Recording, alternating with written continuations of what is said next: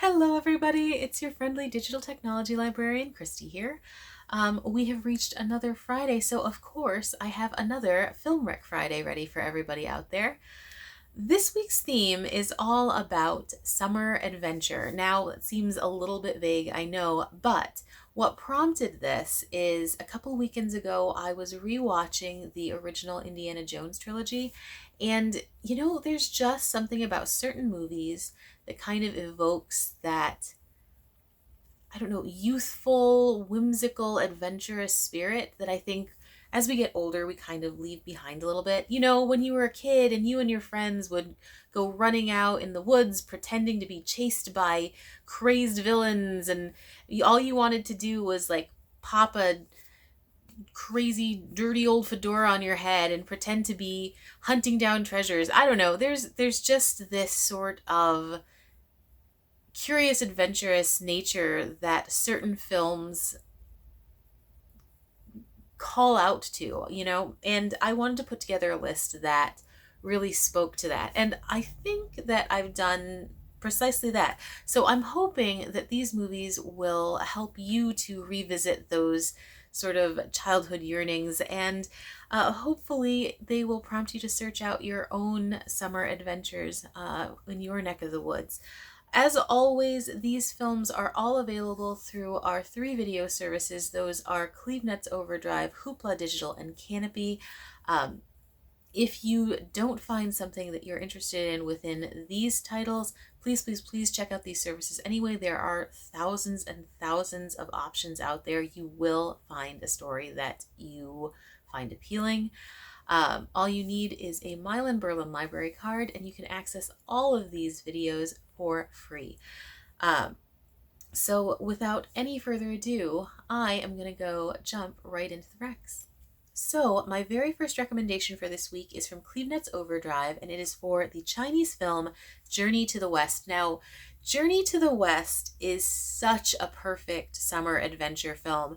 You have a big mythical quest going on. You have crazy powerful demons that have to be fought against. You have a couple of really likable, ridiculous heroes going in. You have beautiful cinematography. I mean, it's really, really very, very lovely to look at. And you have some excellent CGI. I mean, some seriously excellent CGI. And it would have to be because you're dealing with these mythical creatures that they're fighting against, these demons. So that ability to sort of interact so strongly with the live action elements plus the CGI is really, really impressive. Laced throughout all of those technical elements is a script full of absolutely fabulous humor. You've got some seriously awesome slapstick gags going on. Like the physical comedy is really, really fabulous as well. So all of these things just sort of blend together in this perfect kind of action adventure comedy slapstick legend, and it's just a crazy amount of fun to watch. I love martial arts movies in general, whether they have that mythical element to them, but adding that in, just, I don't know, there's just something that really evokes that childhood spirit of curiosity and adventure. You see so many things in this movie that just make your eyes like pop, and it's so colorful. That's the other thing. Like I was saying, the cinematography is really well done, but it's all about the colors blending together. It's bright and vibrant. Even the darker scenes, they have this color palette that really calls to you as a viewer.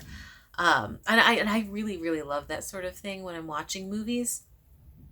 The story is kind of based on and acting as a prequel to this this incredibly famous Chinese story, Journey to the West, that has been adapted probably hundreds of times in different ways, like in different books, in TV series and anime series and movies, and not just into different Chinese mediums, but also in tons of different other Western mediums. as well. So this is a myth that has sort of pervaded the world. Even if we don't necessarily know that it's based on Journey to the West, there are elements of that story all over the place. Um, so watching this in particular, this really humorous, slapsticky take on this global story is a lot of fun. And again, it really evokes that childhood spirit that I really like in summer adventures. So if you're looking for something crazy fun, a quest centric film that will 100% grab you, will pull you in, will make you root for the hero and both laugh and gasp at the same time, check out Journey to the West on Overdrive. It is such a good time, and the whole film altogether, the cast, the technical aspects, they just make this phenomenally magical movie experience. Totally worth a view. Okay, moving right along to my Hoopla digital recommendations. The first of those is for the 2004 adaptation of Hellboy. Now, in recent years, this film was rebooted with an entirely different cast, a totally different team working on it.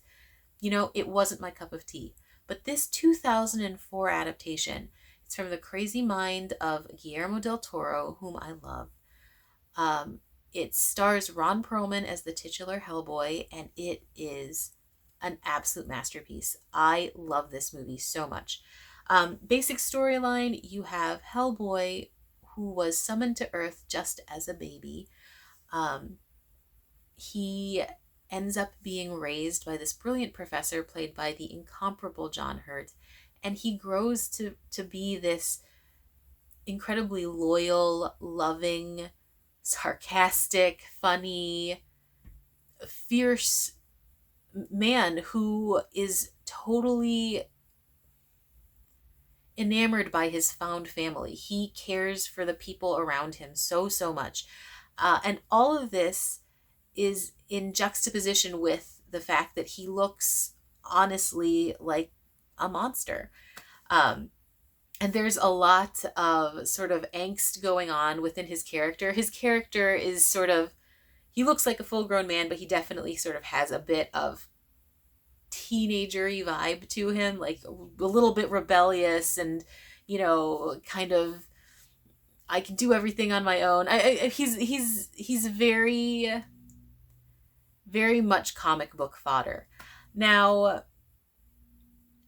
along with that element of angst and growth and everything, you've got some seriously crazy villains going on. You have some incredible creature feature animation from all of the other sort of monsters and demons that inhabit this world.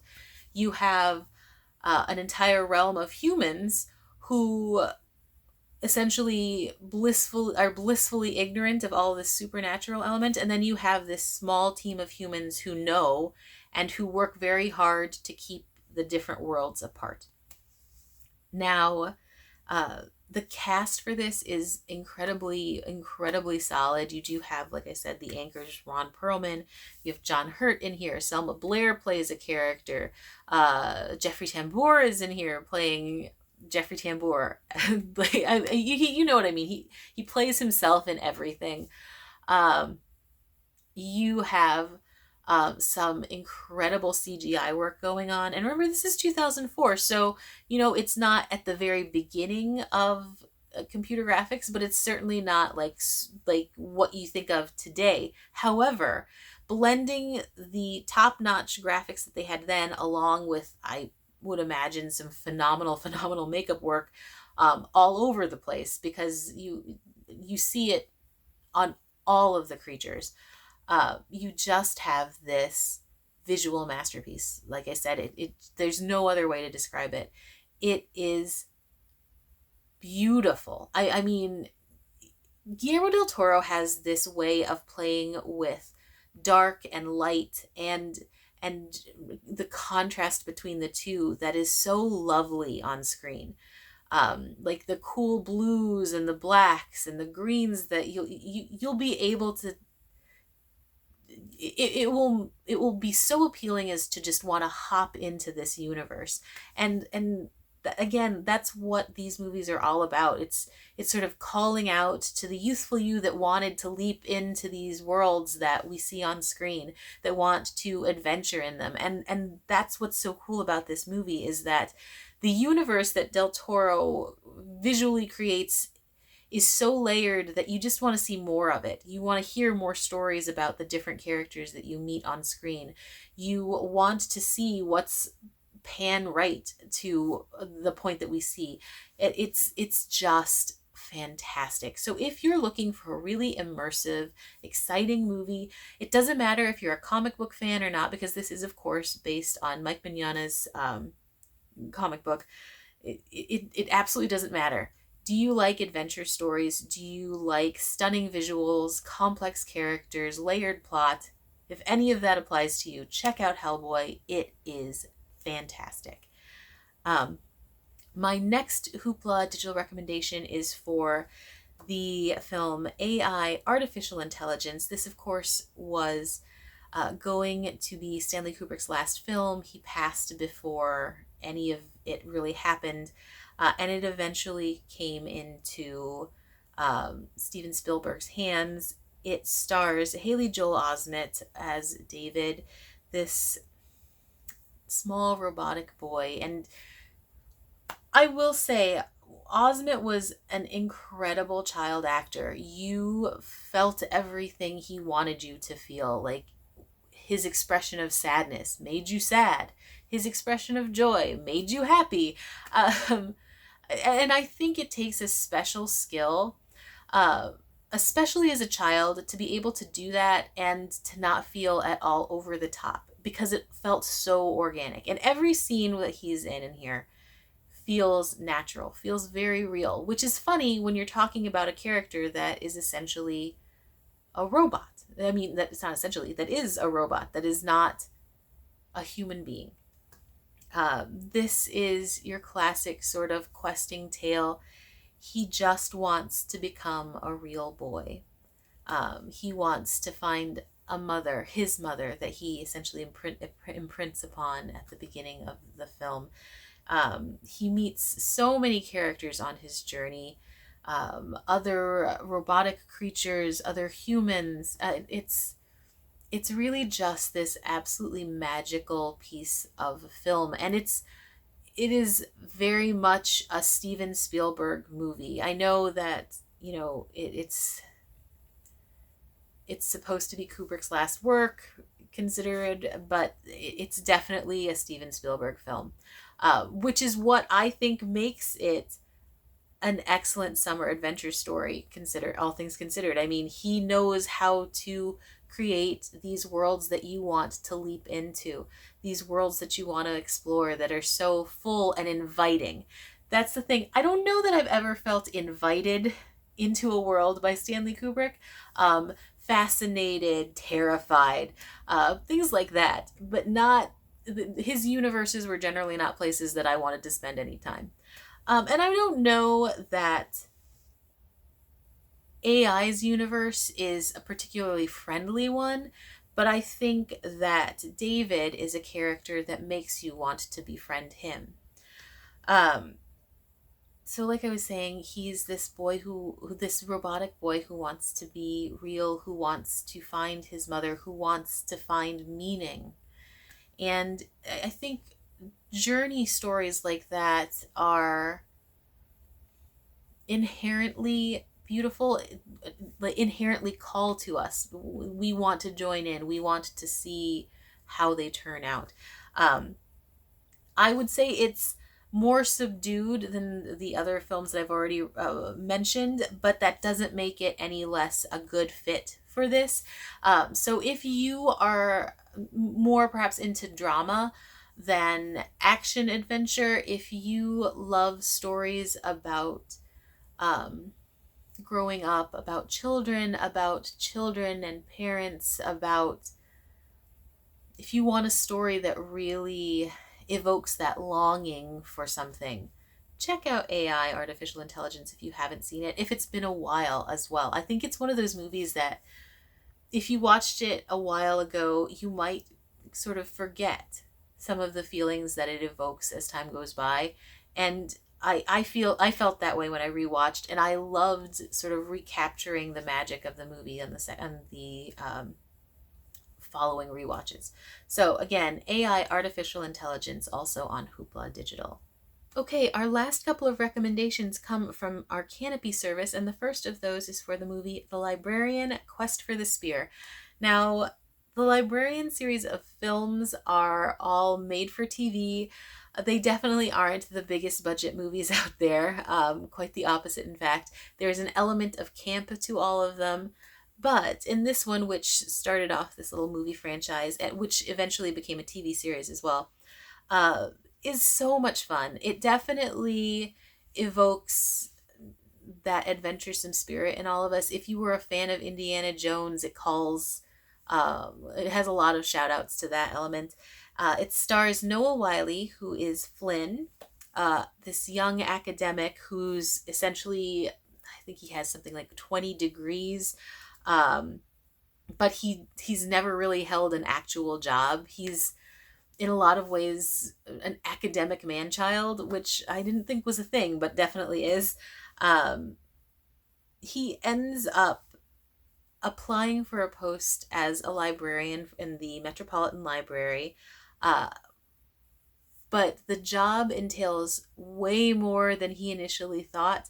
Um, it explodes into this universe of sort of archival adventure, and it makes being a librarian seem much more exciting than than it probably is for most people. But it is so much fun. It is not just because I work in a library that I love this movie. It really is one of those films that like transports you to a time when you just wanted to get out there and play pretend, run off into the woods and adventure, pretending that you were being chased down by villains while you were searching for these mythical artifacts. It definitely feels like Indiana Jones, but in a lighter, kind of tongue-in-cheek way. Um, if you are interested in a movie that does not take itself too seriously, because it absolutely doesn't, it knows that it's a low budget film, or a lower budget film at the very least.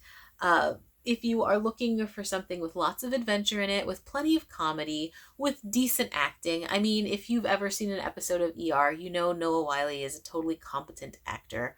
Um, if you want something that definitely will bring you back to your childhood curiosity, uh, then check out The Librarian. It's a lot of fun. It's not overly serious as long as you are not going in expecting the next great Oscar winner, then you should have a lot of fun with it too. There are a couple other films that are also available on Canopy that also feature the Flynn character. It also does have the TV series, which features a whole cadre of other librarians too. So if you do end up enjoying this particular film, there's plenty more where it came from, and all of the films and the TV series really do have that sense of fun and that drive for adventure and excitement. So check out the Librarian franchise. Okay, my very last recommendation for the week is for the movie Raiders, the story of the greatest fan film ever made. I didn't know that this film existed, but it is so much fun. Okay, so this is a documentary about a fan film that was made by this small group of 11-year-olds. They had worked on essentially a shot for shot remake of the Raiders of the Lost Ark film. They worked on it from 1982 to 1989. They got all the way through it except for the very last scene, and then everything fell apart because of friendship drama. Anyone who had really close knit friends as a teenager knows that like the littlest thing could set you all off. And that is exactly what happens here. Like, it's a lot of little things culminating in at least one fairly big event. And it's its own storyline, that in of itself, like just the drama. But then you also have the element of filmmaking itself. These kids who were essentially like saying, let's put on a show, and who learned how to do their own low budget special effects, who figured out how to do makeup and costuming, and they had so much love for this movie and as well as filmmaking itself, that they were able to produce something so lovingly. Now, this movie also covers present day elements, well, at least present day 2015, where someone passed the film to somebody else, to somebody else, to somebody else, until it started getting to the right people.